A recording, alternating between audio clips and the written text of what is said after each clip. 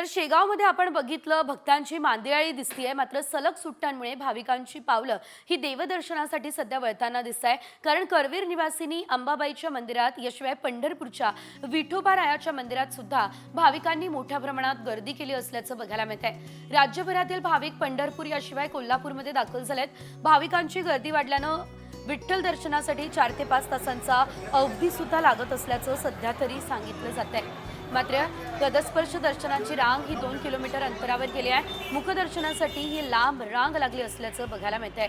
पंढरपूरमधील भाविकांच्या गर्दीचा आढावा आमचे प्रतिनिधी भारत नागणे यांनी घेतला। बघूयात त्या ठिकाणची सध्याची परिस्थिती। राज्यातील प्रमुख तीर्थक्षेत्र असलेल्या पंढरपूरमध्ये भाविकांची गर्दी वाढू लागलेली आहे। सलग सुट्ट्यांमध्ये देखील आता भाविक मोठ्या संख्येने पंढरपूरमध्ये दाखल झालेले आहेत। आपण बघतो की पंढरपूरमध्ये खरं तर भक्तीचा महापूर आलेला दिसतोय।